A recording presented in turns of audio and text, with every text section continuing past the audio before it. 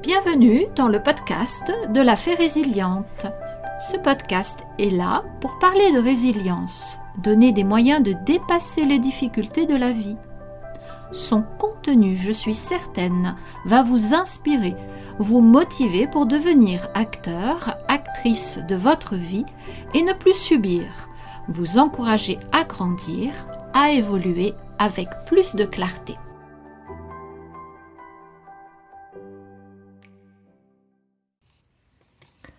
Avant de rentrer dans le vif du sujet, abonnez-vous pour être certain de suivre mes podcasts dès leur parution. Merci de liker, un petit geste gratuit qui aide énormément la chaîne. Et partagez pour diffuser mes réflexions constructives au plus grand nombre. Aujourd'hui, j'ai choisi de revenir sur un sujet déjà abordé, mais sous un autre angle. Il s'agit de la culpabilité. Le sentiment de culpabilité accompagne l'être humain depuis les origines. Il semble intimement lié à l'émergence de la conscience. Dès lors que l'homme se perçoit comme un être capable de choix, il se confronte à la notion de responsabilité. La culpabilité naît de cette confrontation. Elle surgit lorsqu'un écart est perçu entre ce qui a été fait et ce qui aurait pu ou dû être fait. En ce sens, la culpabilité n'est pas un défaut. Elle est un signal, un marqueur intérieur, une alerte de la conscience. Elle permet de différencier ce qui est jugé juste de ce qui est jugé injuste. Elle trace une frontière morale. Sans ce sentiment, l'être humain agirait uniquement selon ses pulsions, à l'image de l'animal guidé par l'instinct ou de l'enfant avant l'apprentissage des règles. La culpabilité participe ainsi à la construction du lien social. Elle rend possible la vie en communauté. Elle limite la violence brute. Elle invite à la retenue, à la réflexion, à la réparation. Dans sa forme la plus saine, elle n'écrase pas. Elle éclaire, elle oriente, elle ouvre la possibilité de reconnaître une erreur sans se confondre avec elle. Elle permet l'évolution. C'est pourquoi de nombreuses traditions spirituelles ont accordé une place centrale à la culpabilité. Les religions en ont fait un outil de moralisation, parfois de purification, parfois de rédemption. La psychologie, elle aussi, a étudié la culpabilité comme un mécanisme structurant du psychisme. Un élément clé du surmoi. La sociologie y voit un régulateur social, un moyen d'assurer la cohésion, un frein à la transgression. Les institutions judiciaires s'appuient également sur cette notion. La faute appelle la sanction. La reconnaissance de la faute ouvre à la réparation. Ainsi, la culpabilité semble omniprésente, presque incontournable, presque nécessaire. Pourtant, le problème n'est pas son existence. Le problème est son usage et surtout son détournement. Car ce sentiment puissant et intime a très tôt été instrumentalisé, utilisé comme levier de contrôle. Les structures de pouvoir ont compris son efficacité. Faire intérioriser la faute est plus efficace que contraindre par la force. Lorsque l'individu se surveille lui-même, le contrôle devient invisible. La domination devient silencieuse, la soumission paraît volontaire. La culpabilité cesse alors d'être un outil de conscience, elle devient un outil d'aliénation, un poids constant. Elle n'invite plus à comprendre, elle impose de se juger. Elle enferme dans la honte, elle fige l'identité.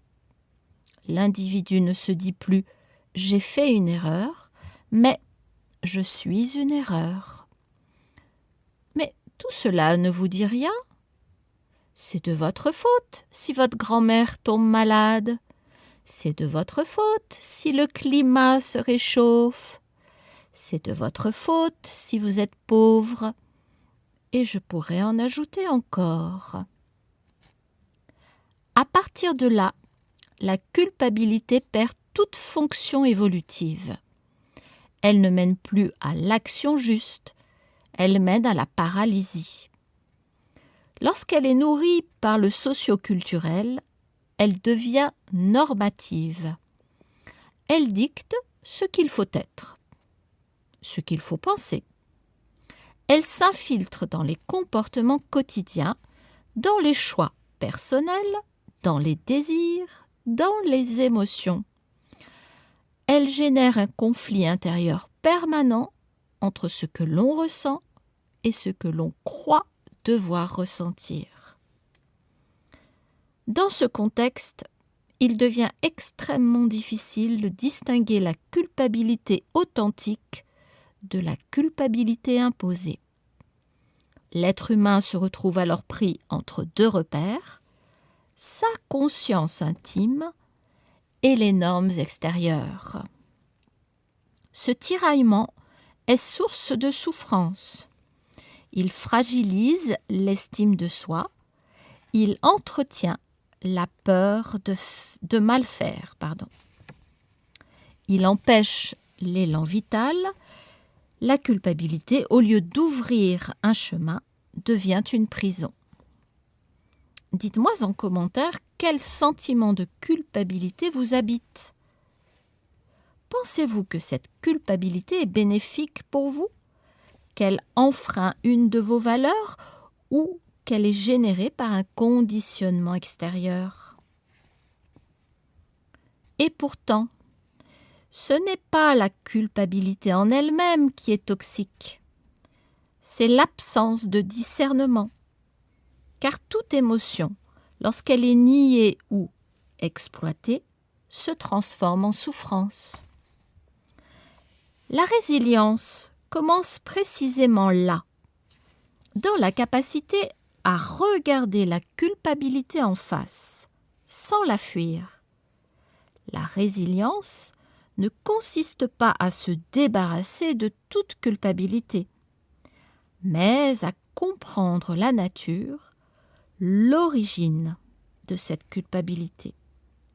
Est-elle liée à un acte réel, à une valeur personnelle transgressée, ou est-elle héritée d'un conditionnement extérieur ? Cette distinction est fondamentale. Elle marque le passage de la culpabilité subie à la culpabilité consciente. La culpabilité consciente ne condamne pas, elle informe, elle questionne, elle permet de reconnaître une responsabilité sans s'y enfermer. Elle ouvre la possibilité de réparer, d'apprendre, de transformer. À ce stade, la culpabilité devient un pont, un passage, une étape.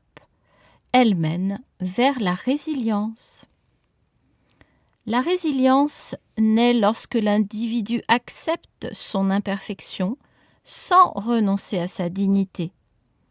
Elle suppose d'accueillir l'erreur comme une expérience humaine, non comme une faute ontologique. Traverser la culpabilité, c'est renoncer à l'autoflagellation. C'est sortir du tribunal intérieur. C'est remplacer le jugement par la compréhension.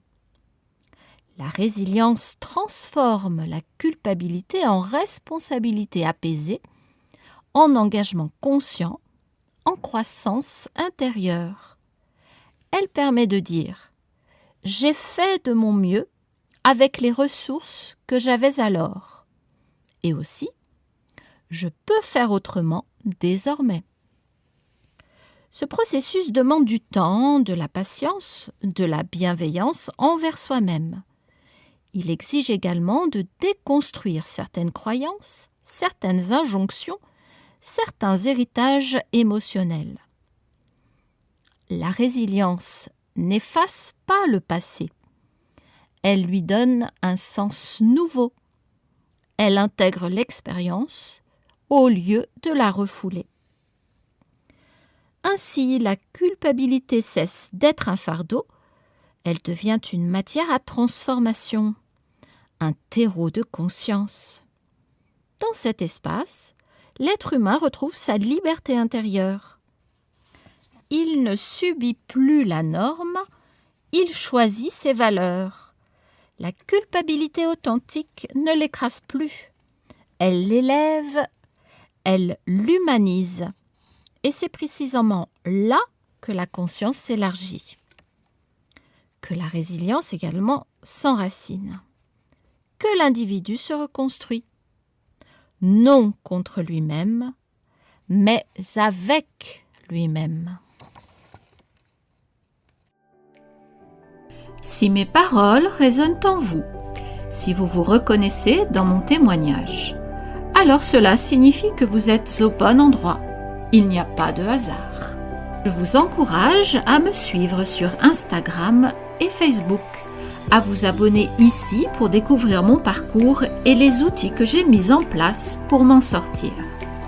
Et surtout pour cheminer et progresser à chaque nouvelle parution. Vous me retrouverez régulièrement à travers mes podcasts sur des sujets divers et variés, mais toujours autour de la résilience. Merci d'avoir écouté cet épisode jusqu'au bout. Je suis ravie d'avoir partagé ce moment avec vous. Si vous avez aimé son contenu, merci de liker, activez le petit pouce sous cette vidéo. Partagez le lien de ce podcast à vos amis, à votre famille, il peut les intéresser. Et laissez un commentaire, faites-moi part de votre impression. Vous pouvez également poser vos questions, j'y répondrai avec grand plaisir. Je vous laisse pour aujourd'hui, vous souhaite une très belle journée et vous dis à bientôt pour un prochain épisode des podcasts de la Fée Résiliente.